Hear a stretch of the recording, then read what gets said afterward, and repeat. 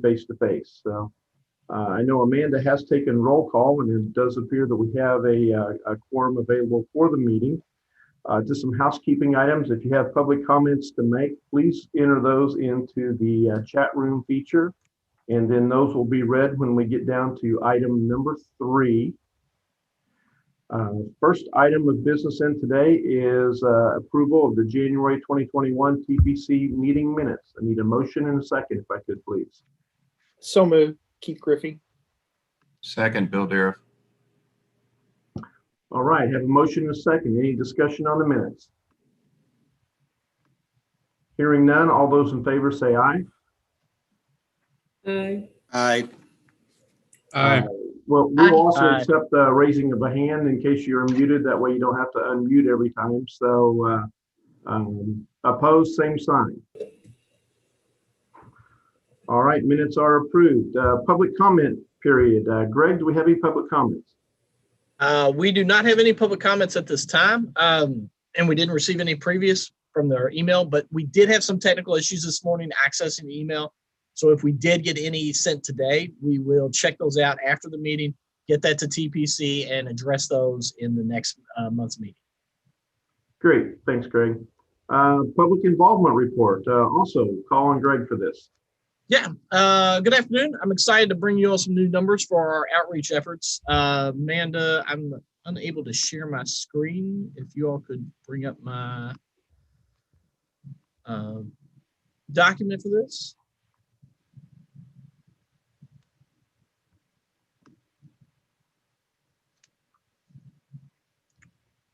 Perfect. All right. So as I spoke last month, we've been working towards more engagements on our social media networks and increasing website traffic for the Kytc transportation. And as you can see by this document, the numbers are trending positively. We've had a 50% increase on web traffic to the Kytc transportation page since December, and we have more eyeballs on our social media posts. We also have digital campaigns out for target emails for Connecting Kentuckiana 2050. So we've sent out over 2,000 for our MailChimp and over 300 emails personally from myself. Social media wise, you can see the engagements are up. That has been excellent. We have more than doubled our posts from December to today compared to the post from September through the end of November back in 2020. We have almost more than 5,000 people seeing our posts on Facebook, 13,000 people seeing our posts on Twitter, and nearly 800 people seeing our posts on Instagram. For us, that is excellent. We're very proud of those results.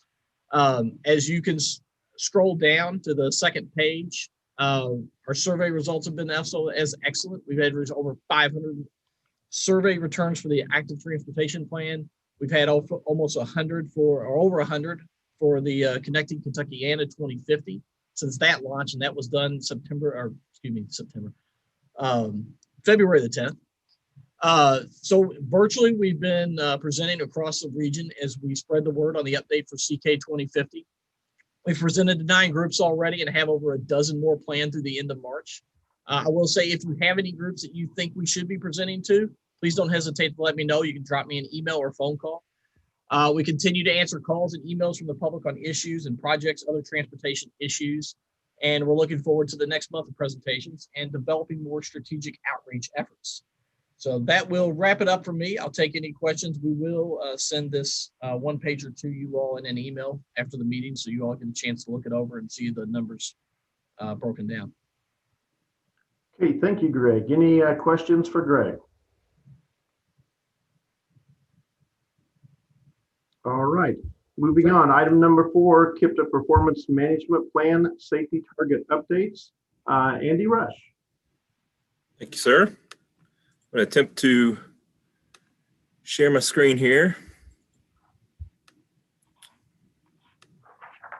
Do we have a PowerPoint up? Can you all see my PowerPoint blue screen? Okay, thank you very much. Today I'm going to be talking a little bit about our performance management plan. This is a document that we've had, I guess, officially for several years now, and part of it, the safety performance measures that are required to be updated annually by FHWA. I'll be seeking this committee's approval for those here at the end of this brief presentation. So we'll talk a little bit about our performance management plan, what it is, where we've been. I think One of the things we'll also I'll present is the 2020 crash data. It was a very interesting review, interesting year in crash data, and it wasn't a good year, I would say, either. So I think you'll find that interesting, if not disheartening. We'll talk a little bit about these baselines and targets. That's what we have to update annually regarding the crash data. And then we can talk about whatever y'all want to talk about regarding crashes and performance measures at the end if need to. So here on the left is a picture of what our performance management plan cover looks like. And it's made up of several things. Most importantly, it's made up of the performance measures that we are required to include per Federal Highways Administration and FTA, Federal Transit Administration, and those measures that KIPTA developed, this body, TPC, developed several years ago that are regionally specific. So it includes both of those. What I'll be talking most about today is that top left, that PM1. Those are ones we're required to update annually. PM2 is concerning like the bridges and pavement conditions in our 5-county region. PM3 is going to be enhanced in the next year or two. We weren't required to account for most of those in the first reporting period, the first 4-year period that the feds required performance measures to be discussed and administered by MPOs, but we will in the next one. So that's a big thing for our next 4-year period. And that 4-year period, speaking of that, we'll be updating that in around 2022 or 2023. We'll be following kind of the state's leads on that. Their date for their next performance period is, I believe, in summer of 2022. So we typically are provided 180 days subsequent to that. So 2020 was a crazy year for a lot of reasons, and one of those reasons is related to traffic crashes. And this region was not immune to such craziness, for sure. So we'll start by looking at the number. These are the 5 performance measures that we're required to update annually. That is the number of fatalities, the fatality rate, the number of serious injuries, the serious injury rate, and then non-motorized fatalities and serious injuries, those 2 things combined. And when we say rate on 2 of these, it means the number of fatalities or serious injuries per amount of traffic level, per 100 million VMT. I've presented it on this graph as per 10 million VMT, simply so it would show up with these others, okay? So as you can see in the table and the graph both, that this past year was a horrible year for fatalities. Fatalities increased by 43, by 20, 30%, whatever that percentage increase is, but nonetheless, they increased to a number of 171. That's 171 fatalities in the 5-county KIPTA MPO region. 128 from last year, 124 from the prior year they were down a little bit, but they weren't down very much. So that is a tremendous increase, okay? That increase is one thing, and that's bad, but it's made even worse when we look at it on that fatality rate basis. And that's worse because VMT was down tremendously last year. We didn't drive as much. We didn't drive near as much. It's unprecedented, the decrease in VMT that we saw in 2020. So we're driving less, but we are dying on our roads more, which is not good. Serious injuries, they follow a bit of a different trend. They were down a little bit, which continues kind of their long-term trend, but that serious injury rate was up despite the number of them being down, okay? So the rate, we didn't drive much, so that rate is impacted there, but the serious injuries were down. Those non-motorized bike and ped, for the most part, in fatalities and serious injuries, they stayed more or less constant. Big number, and something that I know many members of this committee are very interested in doing something about and working to decrease going forward. Here's the fatalities broken down in each of everyone's counties.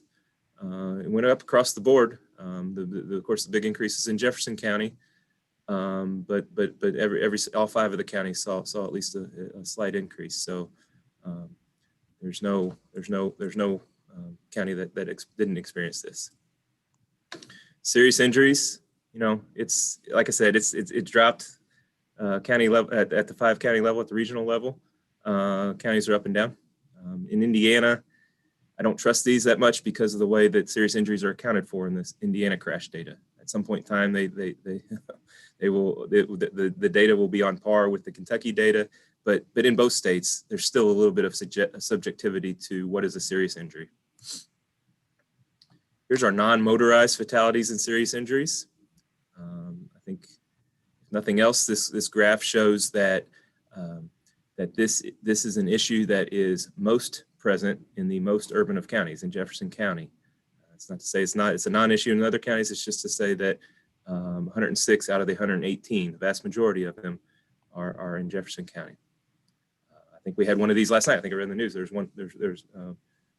was a pedestrian or fatality in the Hikes Point area just last night. So here's the rate, and here's our targets.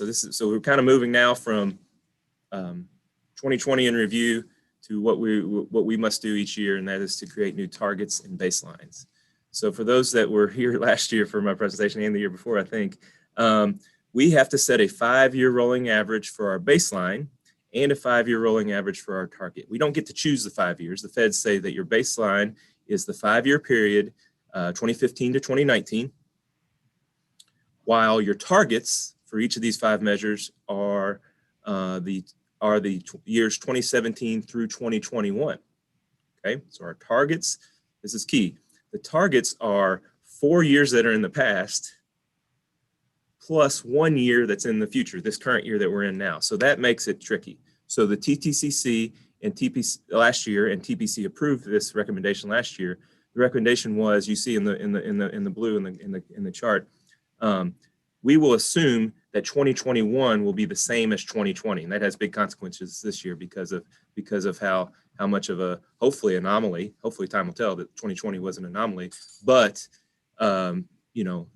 because of what happened in 2020. So here's the trend line for fatalities. You can see in the top right, you can see the year 2020 is well above the trend. It influenced that trend. That trend, that regression equation in the top right, it moved from 3 point something to 6 point something. That is to say that when we add 2020 to the mix and recreate the trend, this region increases its fatalities by 6 per year, as opposed to the rate of 3 per year that we experienced with the 10 years prior to this period. So that goes to show how much of a bad year 2020 was. Okay, so on the left we have our highlighted on the left are the targets that are proposed and the baselines that are proposed. Moving on, here's the fatality rate. You can see how off trend 2020 was there too. Okay, for the rates, we assumed, using some of the streetlight information, you've heard me speak about streetlight to this committee previously. We've used that to monitor traffic over the COVID-19 pandemic era. And the estimate we came up with for the year end was that in 2020, VMT was down approximately 15%. So we had to work that into this equation too. Likewise, we had to make an assumption about 2021 VMT, the year we're in currently. The assumption that we used was that here in this year, 2021, regionally at least, half of the VMT that was lost last year will be regained. We'd claw back half of it, okay? VMT is updated annually. We don't get it until the summertime. So we've always had to make some assumptions about this, but this year we just couldn't take the long-term trend of VMT because 2020 was such a anomaly in terms of VMT. Here you see in the bottom left, you'll see that the target goes up from 1.1, 1.1, 1.2, then boom, 1.4. So again, if 2021 is anything like 2020, that really has a major impact on these rolling averages, and it's unfortunate that our numbers are going the wrong way on fatalities. It really is. Serious injuries, I mentioned earlier, it's a long-term trend. You can see that. So these trends are based on, or these targets and baselines are based on that trend, or the target is anyways. You can see that's a positive thing in terms of that decline in serious injuries. Serious injury rate, despite hopefully what's the anomalous 2020, that rate is continuing to decline over a longer period. Non-motorized fatalities and serious injuries, these are predominantly bike and pedestrian. I think at one point we did have a horse-drawn carriage serious injury at one point in time. I think that's rolled off. I don't think that's in our 5 years anymore, but those would be included if there is one anytime in the future. So you can see that these are also increasing. Notably, these are on the decrease in Indiana, that series of triangles on the bottom in the trend line with that, but on the increase in Kentucky. Kentucky is in the blue, the regional is in the red, so you can see the influence of the blue over the green to create that red line there. So it's 119 serious injuries or fatalities is our target per year. Here it is in summary. We can what we have here in the red is those targets and baselines that we would have set 2 years ago at this meeting back in 2018. Then we've got, or 2019. Then the ones in purple were last year, and then the turquoise and blue are those that have been a part of those last few slides on there. That's all I have at this time. These are the baselines and targets that the TTCC recommended for this body's approval at their meeting a couple of weeks ago, and so that's the action we'd be seeking today. We do have a deadline of February 27th to get these numbers to the states and ultimately to federal highways. So appreciate it. Thank you very much. I'd be happy to answer any questions or any discussion. Any questions for Andy? I do. This is Carrie Butler with TARC. Andy, thank you for the explanation. And if I understood you correctly, it sounded like FHWA sort of sets the years which your baseline and target are. Is that correct? That's right. And I probably should have mentioned this, and something like this came up in TTCC. This is not the, because of the way the process is set up, and I wish it wasn't this way, and I think it might change going forward. This is not the time to be aspirational. We can't, because we've got 4 years in the past and 1 year in the future. But you're right. They set the years and they prescribe the procedure you must use. They prescribe what counts as a fatality, because that's up for debate in some places, and then what counts as a serious injury as well. Mm-hmm. So I just want to point out that I think it is, and I'm coming from the FTA world, Federal Transit Administration, so maybe I, maybe don't know enough about FHWA, but I disagree that a target is higher for a fatality or a fatality rate. I understand the math, I understand they're dictating it, but I think it is an unwise target to increase even just because the past 5 years, specifically for fatalities. So I can't, I just sort of register my objection to that. I think if I had to edit to the FHWA rules, it would be that, set your baseline, set your target. And if you've done worse in the past years, don't raise the bar to have increased fatalities, just at least keep it set at your prior baseline. So I've said my piece, and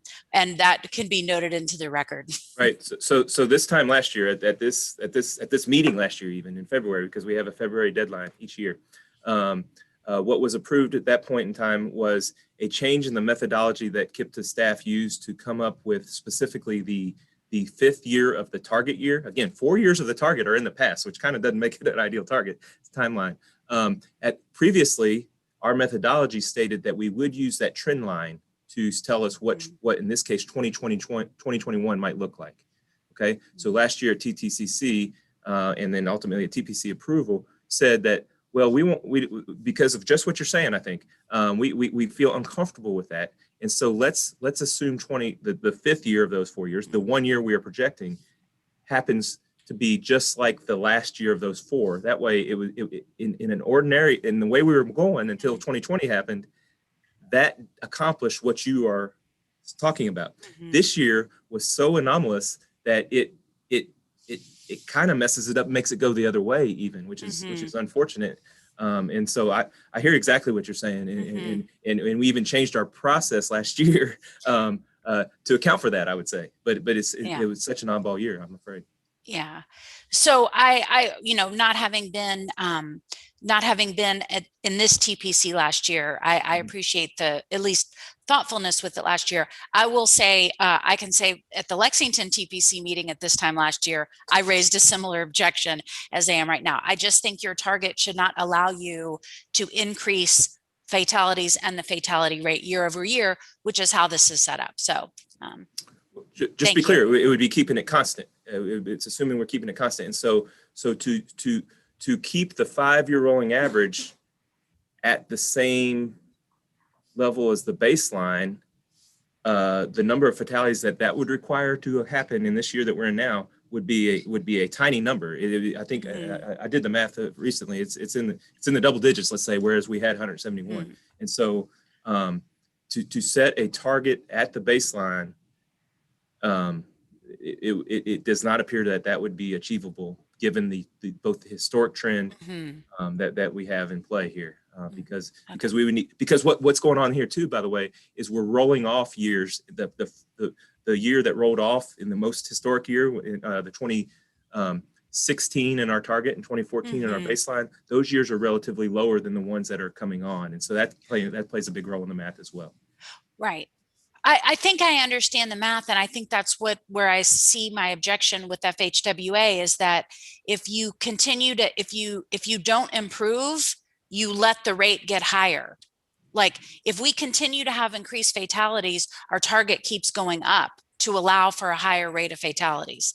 But maybe I'm not exactly clear on the math, or that the word target is different in my mind. But I don't need to belabor the point, so we can move on. I know we have a big agenda. I don't want to speak for Federal Highways, but I think that this annual updating of these targets, I think we should expect it to be changed because it's not ideal for lots of reasons, and these are very much in part of them. We opted into this 3 years ago, I guess. Whereas many MPOs they say statements like that they will support the state's targets. That was each MPO's prerogative. We thought it was important enough to do regional ones, especially given that we're a bi-state agency, and that those approaches, the trend line approach versus the, shall I say, the aspirational approach of toward zero deaths. Those each of the 2 state DOTs had different methods in their statewide targets. They also set these same targets, and so we were caught in between in that regard. Thank you for the background. Appreciate it. You're welcome. I'll mute myself now. All right. Thank you, Carrie, for those comments. Any other questions of Andy? All right. In your packet, there was a resolution concerning the establishment of targets for performance measures. This is the item that we do need action on today. So I need a motion and a second to approve the resolution, please.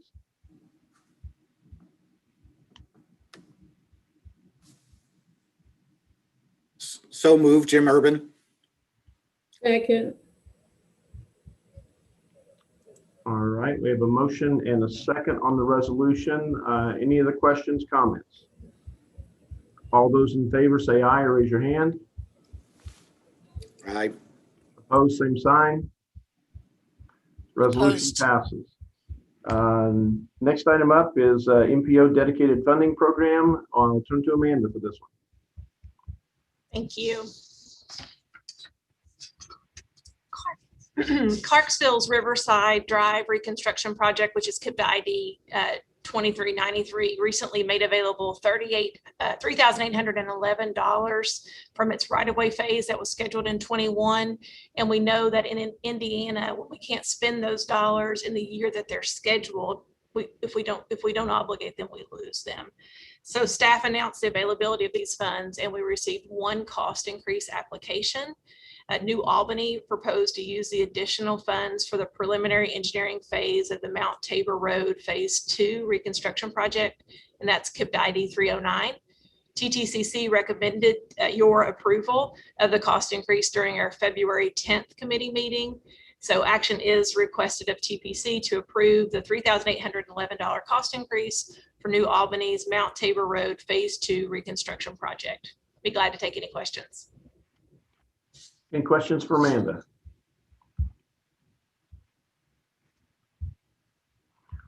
All right, well, being the manager in Clarksville, some of our loss is New Albany's gain, so I guess that's good.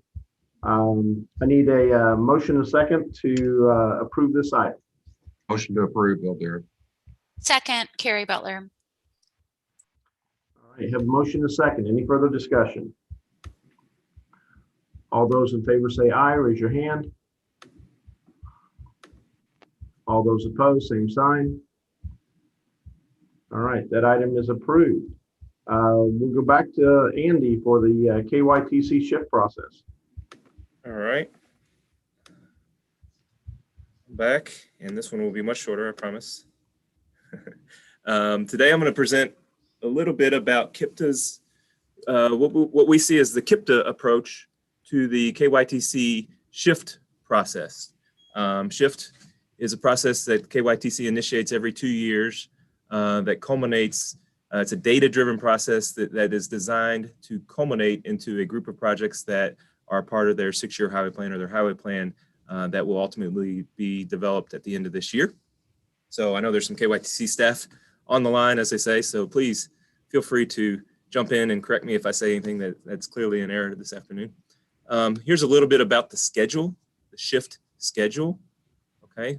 So the key date is perhaps that second one. One of the things in that, and I'll describe what that means. May 14th, that's when KYTC is required all the MPOs across the state. Additionally, the area development districts across the state and the highway district offices, the KYTC highway district offices, to finalize what they call sponsorship. Sponsorship in the shift process means, hey, here's the projects that we want to put through this data-driven ringer so that they can be scored and ultimately included later on. So that deadline is May 14th, okay? If we take a step back, on April 22nd, that'll be the meeting of this body of TPC. That'll be the last one in advance of May. So we'll have to have all of KIPTA's sponsorships settled by or on that date at this meeting in April. So April 22nd is when TPC will act on KYT shift sponsorship. Okay. Over the summer, those projects that go through the ringer, they'll go through. They'll be verified. Make sure the descriptions and the data and it all looks good. It's going to be scored on a variety of factors. Those factors include congestion reduction, safety improvements, economic competitiveness. They've worked hard on creating some new processes. So a lot of it stayed the same, but a lot of it has been updated and improved this time. So that'll happen over the summer, let's say, and then later in the summer is when it really gets tough, right? Because this sponsorship, we got to select projects for sponsorship. That'll be not a very deep cut, I'll say, but then those same agencies, the MPOs, the ads, and the highway district offices will have the opportunity to do what's called boosting projects. Many of you will remember what boosting means. It's when we add, we have the opportunity to say, we see what the score was of the project when you put it through the scoring ringer, through the formulas that KYTC has created.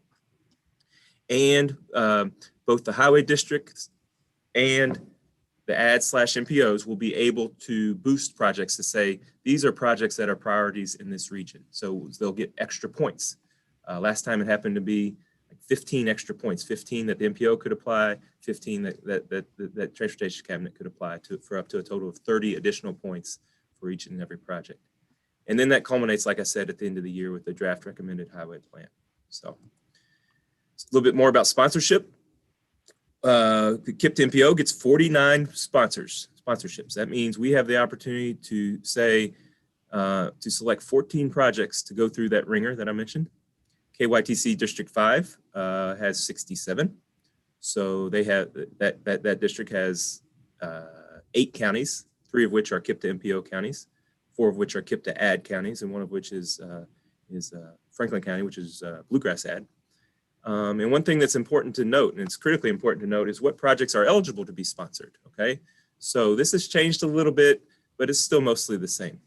We can't include projects that are deemed committed projects, okay? That means something different in Shift 2022 than it did the prior shifts. A committed project is a defined list of projects at this point that KYTC has created. There are only 3 of those in the KIPTA region. I believe there are 2 in Bullitt County, 1 in Oldham County. So projects that were in or are in the current highway plan, by and large, are eligible for sponsorship in Shift 2022.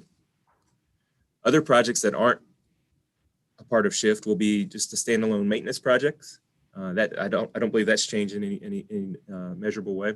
And then also, real important for this TPC to know this, that the dedicated funding projects, the SLO funds, or now the STBG MPO funds, those funds that are controlled by TPC, should not be sponsored for shift. That's a separate process for those. So that's important to note for you folks.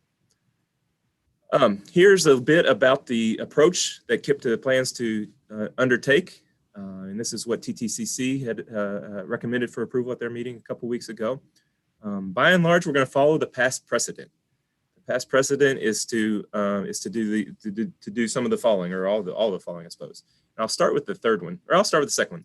What the key thing that we're going to look at in terms of sponsorship is what is the thing that we've believed in the past shifts plural, is that any project that gets sponsored by KIPTA TPC or boosted by KIPTA TPC should be a project that is in KIPTA's existing long-range transportation plan, metropolitan transportation plan, now called Connecting Kentucky in a 2040. So, again, that's a 20 to 25 year look. All KYTC is looking to do in this case is to gather projects for their 6-year highway plan. So the 20 years of projects should include all or most of the projects for those 6 years. So that's a key distinction and something that we're seeking approval here today for. The other thing is that we will sponsor our projects after KYTC. Like I mentioned, District 5 gets, I think it was 67 sponsorships. They've told us that likely will happen over around the next month or so. And what that will allow us to do, and it'll happen just probably the way it happened last go around and 2 years ago. That is, we will select projects, KIPTA will select projects that went unsponsored by KYTC. So we'll let them select theirs, and then we'll sponsor those that are left. There's plenty of projects, don't get me wrong. So there'll still be plenty left.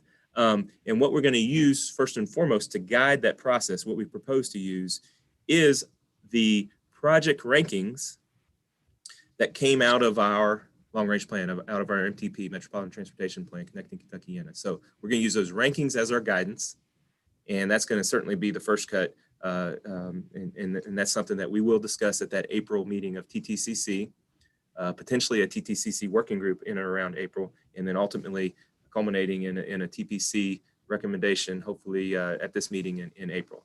I believe that's all I have. I'd be happy to answer any questions or be interested to hear if KYTC has anything, is there anything critical that I missed or they want to add?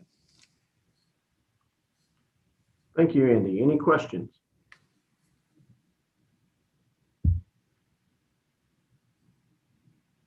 All right, hearing none. This is an item that does require action. So need a motion and a second on the KYTC shift process. Make a motion, Byron Chapman. Second, Bernie Bolin. All right, have a motion and a second. Any further discussion? Hearing none, all those in favor say aye or raise your hand. All right, all those opposed, same sign. That item is approved. Thank you very much. Item number 8, last one before other business and adjournment, the FY 2020 through FY 2025 Transportation Improvement Program. Amanda. Yes, sir. In your packet, you have a link to Administrative Modification 13 to the current TIP, the fiscal year 20 to 25 TIP. These are those minor changes. No action is needed. They're presented for information only, but wanted to make you aware and offer the opportunity to take any questions. There were several changes in this administrative modification, including several new TARC projects that enter the TIP as group projects. You can always view any of these administrative modifications on our website. Again, no action, but happy to take any questions. All right, any questions of Amanda on Administrative Modification 13? All right, as stated, no action is required on that. Item number 9, any other business to come before the committee? Yes, I have an item, please. David, go ahead. Yes, I want to see if I can share my screen. Greg, under item 4, gave a presentation about some of the activities that have been going on relative to our public involvement activity, or public involvement and outreach activities at the Transportation Division. And last month at the TPC meeting, we announced that we have gotten the Connecting Kentuckiana 2050 Transportation Plan update underway. And as you may know, the staff likes to hit the ground running. And we're doing that again with this update to the MTP. We have started our public outreach effort, we call Public Outreach 1, and have been really doing quite a bit of work to try to understand what the issues are that people are facing as they complete their daily trips to work or to school, or to the park or the grocery store. What kind of issues are they running into? Where are they having congestion issues? Where are they sitting too long at a traffic light? Where would they walk to the park if they thought that if they would be safer and if they had sidewalks available to them? Would they consider biking to the grocery store if there was a bike lane? And where is that? So we've tried to get this process underway. And so in doing so, we've started this campaign that's about identifying the issues that you as the people who use our transportation system run into on a daily basis. And so we have set up an online portal at this website, kytc.org/issues. And I think Elizabeth Fark, I've asked to throw a link up on into the chat to this website.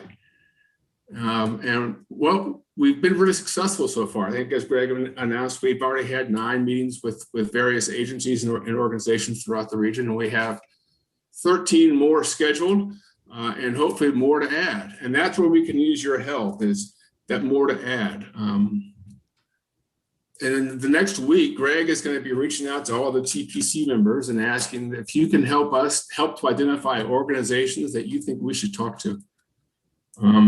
What we've been doing is we've been giving a 5 to 10 minute presentation at their meetings and asking them to share what types of experience they've had, and to also spread the word through their memberships and staffs. So we want to ask you to help us out with that, trying to identify these organizations, and Greg will be reaching out to you next week. We also want you to complete the survey for us. There are two tools at this website. There is a survey, and then there's also a pin drop tool where you can put a marker on the exact location where you're having issues. And then you can tell us what those issues are going to be used or what those issues are. We'll be using this information for you. We'll be giving you a report hopefully in April that will give you an idea of what happened and what kind of issues we've collected. We'll be using these issues as we start to talk about goals, and then we'll also be using these issues when we look at the projects that are being proposed for 2050, and how the projects are being proposed might mitigate some of the issues or the concerns people have identified. So this is a really important step for us, and we need your help in spreading the word. We'd also like you to engage your staff if at all possible. Many organizations are doing that as well, and send it out to your staff so that they can take 5-10 minutes and complete the survey, and then look at this the pin drop tool. And then give us more feedback, because the more information and more input we can get, the better we can do our job. So I just want to take a couple of seconds and ask that you help us out, and to be looking for something from Greg next week. Thank you very much. Thank you, David. Anybody have questions for David on this item? All right, one last call for other business to come before the TPC. Hearing none, I'll look for a motion to adjourn. Move to adjourn. Carrie Butler. Second, Beverly. All right, I'm not going to ask for a roll call on that. I assume it will be unanimous. So thank you for attending today. For those of you who are on the KIPTA board, we will take about a 15-minute break and come back and do a KIPTA full board meeting. For the others, we look forward to seeing you at the March meeting. Amanda, anything else? No, sir. Thank you very much. All right, we'll consider the meeting adjourned. Thank you, everyone. Bye. Thanks.